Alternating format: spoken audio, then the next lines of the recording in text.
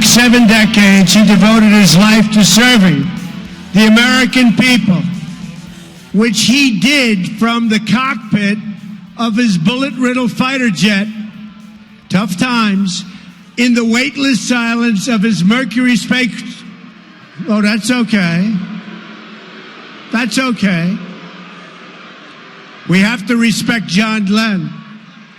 That's all right. I think they're actually on our side.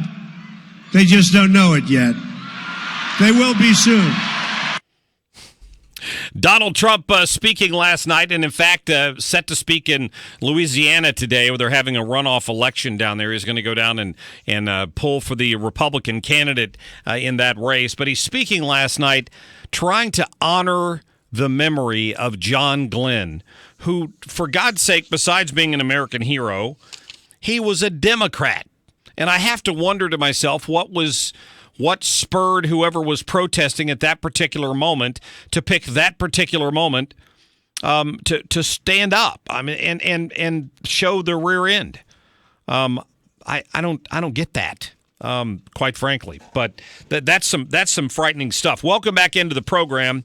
Wanted to mention that a little later in the show, we're going to talk about this Metrolink expansion they've been talking about here in the St. Louis area, and what the offset is for them to pay for that. First of all, they haven't decided on a final price, but let me tell you what, hold on to your wallet, because what they've been talking about, the Show Me Institute has been kind of parsing the numbers, and you're going to be a little shocked at how they're talking about potentially offsetting this cost, which is going to be around like $1 billion or something like that. So that's all coming up a little later in the show. We'll give away some Guns N' Roses tickets. We're trying to get a hold of Greg Palcott, who's working for Fox News Channel today over in London, talking about the concern in parts of Europe when it comes to Sharia law.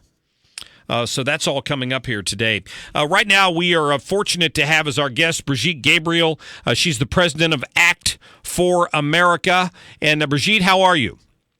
Great. Glad to be with you, Mark. Well, I'm glad to have you on here. I wanted to get your reaction to some of Donald Trump's cabinet picks so far. The Secretary of Defense, his Department of Homeland Security, going to be staffed by people who have experience as military generals. These are the people we're going to be looking to protect our borders and beyond. What's your take on his decisions so far?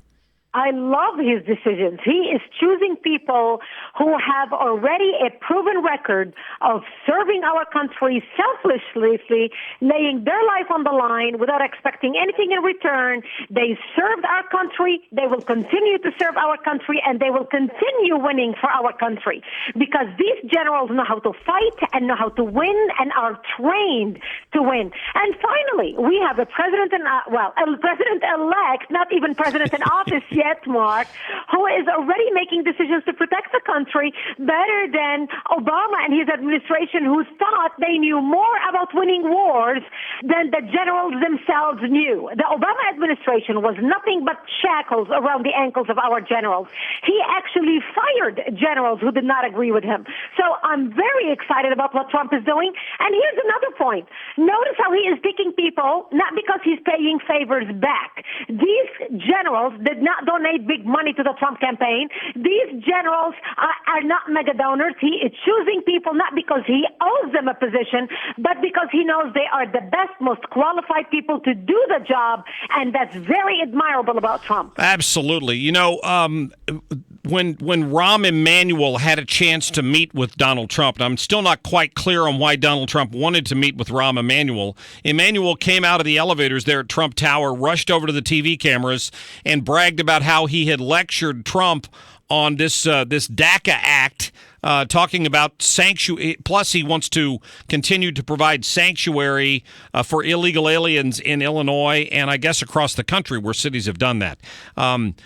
First of all, I'm not quite sure that it's legal, but this is going to be a big showdown, I think, between the Trump administration and the liberals in a lot of these major cities. It is going to be a showdown because the American public on one side is completely fed up with criminals breaking our laws. We call them illegal aliens and illegal immigrants. They are criminals who broke our law and got into the country. And we do not want our tax dollars and cities giving them shelter and protecting them at the expense of the American citizen. I mean, this is like turned upside down. And I believe Trump's time has come because he's going to find the support of many people, many Americans who are going to put the pressure on their own mayors, on their own states, on their own cities to make sure that their cities are protected. So if there was ever a time for Trump to push something like that, it's at this time. The Democrats, of course, they're going to oppose it. After all, they want more voters. The more handouts they can do, the more voters they're going to have. But this is about to end. The tide has just begun, has just turned, and things are going to change in America. Yeah, I'm glad to hear that. We're talking to Brigitte Gabriel with the Act for America. You can go to their website at actforamerica.org. If I could switch your attention for just a moment to Europe and the fact that Angela Merkel has just called for a ban on the wearing of burqas in Germany. This is a big issue. I brought this up earlier this week on my show, but people don't. I think they misjudge the sense of worry in parts of Europe, and I think Brexit probably represented part of that worry of people who are losing their sovereignty and feel like they're losing control over who's coming into their country and the impact they're having on it. That's exactly it, Mark. And actually, Angela Merkel, in the same speech where she said about banning the burqa, talked about how we do not want Sharia laws and we are bringing people who want to enforce Sharia laws in our country, we do not want to import a different tribal system or people who come from different cultures. So she already alluded to that, and especially mentioning the word Sharia because they are having a problem with it in Germany. They're having a problem with it across Europe. And Angela Merkel knows. I mean, she already sees the writing on the wall. She is going to lose the election unless she starts appealing to the center, unless she starts talking about these issues that the German public is worried about. I mean, look, Germany took almost 1 million refugees this year. In 1 year, that is something that you cannot recover from. She cannot get them out.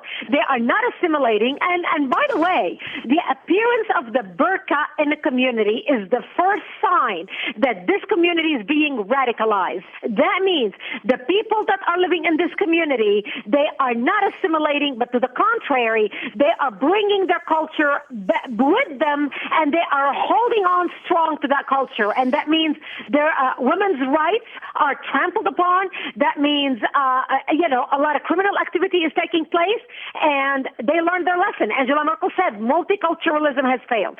But here's the other very important point, Mark. Angela Merkel looked across Europe and she realized after Brexit began the domino effect because the people in the West are revolting. You saw Brexit. You saw Trump coming to power in the United States in an astonishing victory. Just last weekend, we saw another Brexit in Italy. We saw what happened in France. So Angela Merkel is looking around Europe and the West and she's saying, holy moly, unless I be able to maybe say some things that will help me hold on to power, I am out as well. And that's why she said what you said. I want to bring this up because it's on your website, and for people who haven't visited it yet, you were quoted as saying you came to America to build a new life, to escape tyranny, and to live in freedom.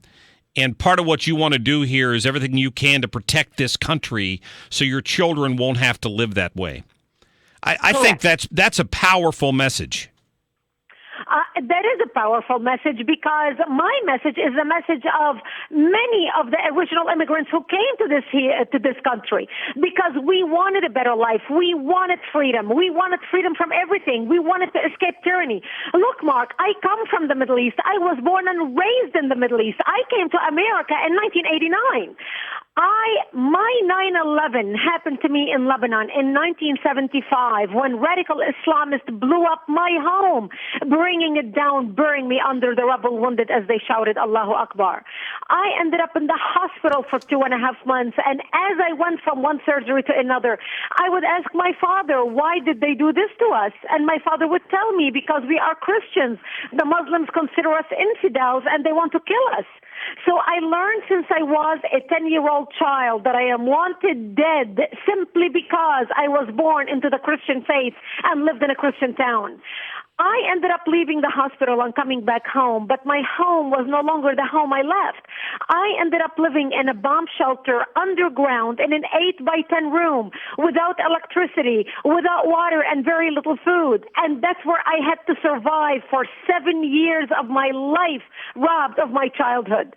When I came to the United States, I knew what turning a blind eye to evil does. And I knew that in America, I'm here to start a new life. And when September 11th happened in the United States, I realized I can either continue living my life as a business executive, or I can take my experience and make a difference for my country. And that's when I launched ACT for America.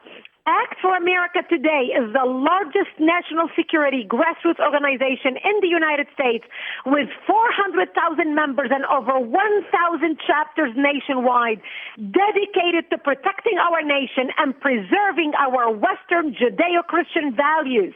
People are welcome to come to America, but they are welcome to come here to adopt our values, to recognize that the Constitution is the highest authority of the land, and to become a part of the American fabric. And those who come here who do not want to adhere to our culture and our society, they are welcome to go back to whatever hellhole they came from and leave this great nation to us.